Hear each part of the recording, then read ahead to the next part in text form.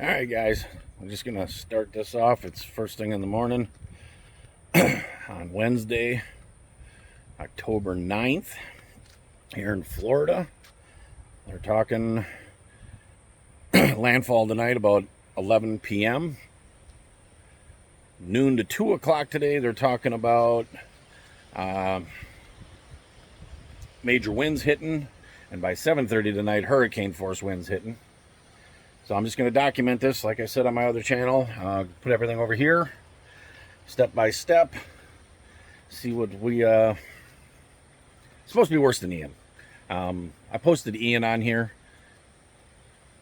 that I went through 2 years ago.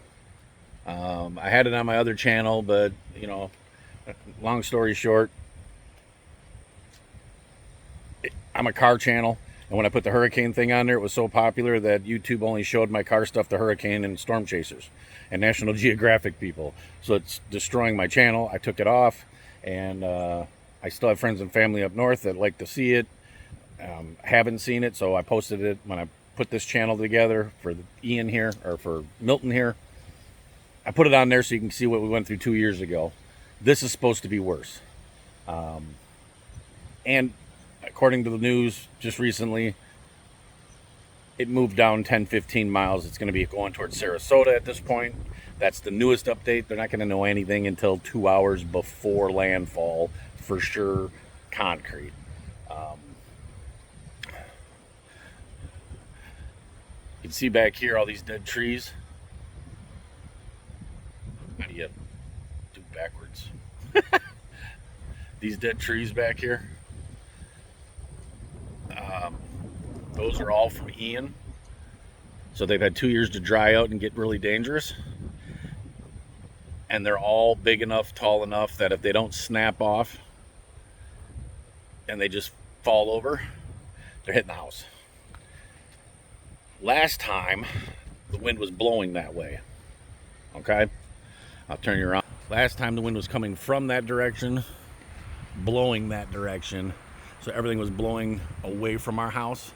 In the video, you'll see that we stood on our lanai the whole time because we were protected. We had protection of the house from all the wind. This is what our before picture of what our yard looks like right now. And you can see the winds picking up. We got 20 to 40 mile an hour winds right now. 20 mile an hour winds with 40 mile an hour gusts is what's happening. Nothing major yet. Just real breezy out here.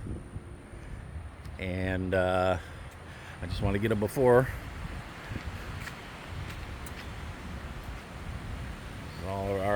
Everything in Florida is on the outside. There's our roof. That was put on brand new 2 weeks before Ian hit. And it survived no problem. You see the dead trees. I mean, they're right off our lot line. That's probably 30 feet tall, and it's probably not even 30 feet from there to there. We'll probably lose this tree because when Helene came through, we got some serious wind, and this thing started to lean this way because that's the way the Helene wind was blowing. It used to lean that way.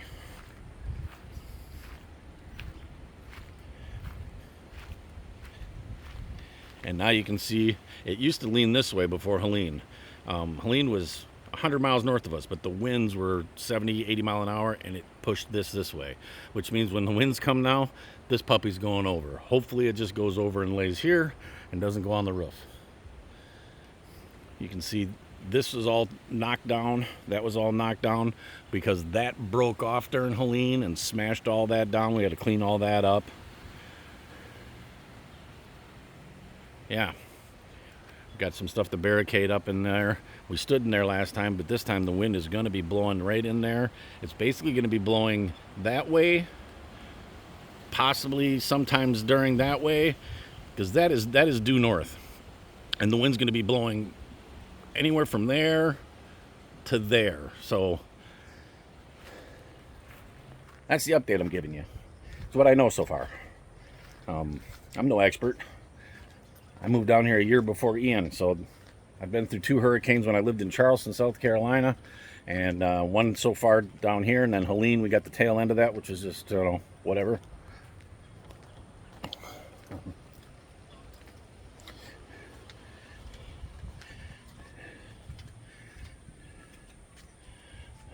neighbor's walking his dog one last time. Our neighbors over there, they headed out last week because they didn't want to deal with it. Don't blame them. Nothing you can do. My aunt lives in a trailer. She came to be closer to us. We're going to move the car up closer to the door. I'm going to move my Blazer over here and back it up to the door so it's not hanging out with where the wind's going to be. Last time people asked, well, I don't understand why you guys don't put your stuff in your garage. Why don't you put your cars in your garage? Well, let me explain that to you. Florida doesn't have basements. So this one, lawnmowers in there, bunch of shelving, and all the stuff you'd normally put in your basement packed into that one. We have a collector car that's in here and some other stuff stored in there. We don't have basements, you know, like most of the country where you can have that extra storage. So we're limited for storage. And we are collector car people. So we've got collector car in there. And we'd rather sacrifice our daily drivers, which are insured, put them in front of the doors, which are hurricane-proof doors and all that. And hopefully no debris flies through the doors. This time it's going to be going the opposite direction, as I keep saying over and over. So anyways, appreciate you guys coming and checking out the channel. I'm going to try to post these as we go on the new channel here. I've never done it from a phone. I've always done it from a computer, but it's too hard to hook up my computer and bounce back and forth. And for those of you new or just checking this out because you're watching the hurricane stuff, all I'm doing on this channel is I am going to film going through this process. I've never done videos editing through a phone, so this is just going to be raw footage of me rambling on like an idiot that's stressed out due to a storm coming and possibly losing all of our worldly possessions. Worldly possessions are replaceable. Lives aren't. My folks are in their 70s. My aunt's 70. Leaving town isn't an option. When it was decided that you should probably evacuate and get out of town, the gas pumps were already... I mean, we got gas in the cars in preparation just in case, because when it's all said and done, there is no gas. So yeah, if we need to go anywhere, our cars are fueled up.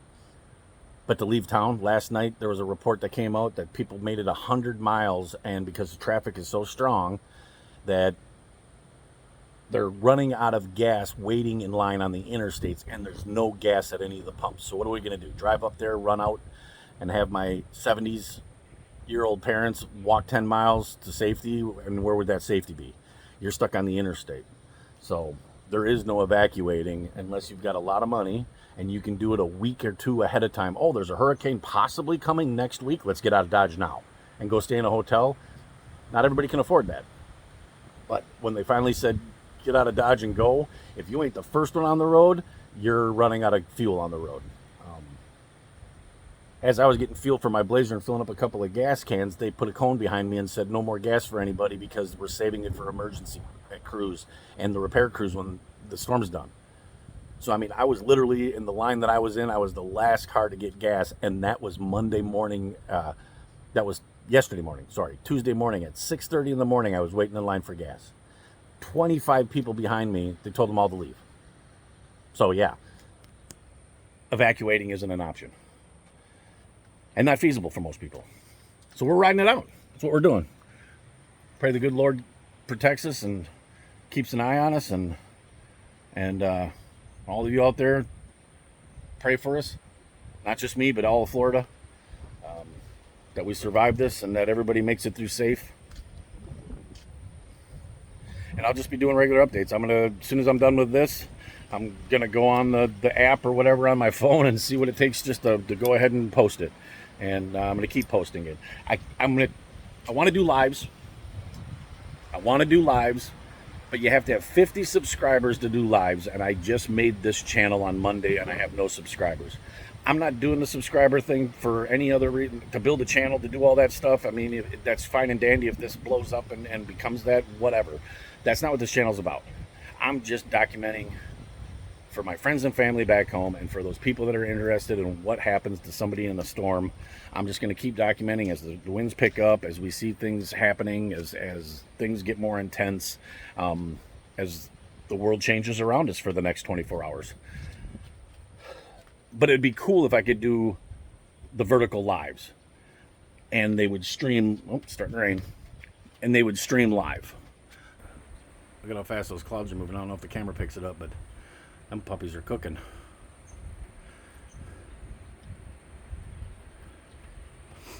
But I got to have 50 subscribers to do live stream. So if we can have 50 subscribers by 2 o'clock Eastern time, that's when the winds are really supposed to pick up. And then I can just start live streaming, and I don't have to download this and then, whatever, and put it up as a long form. So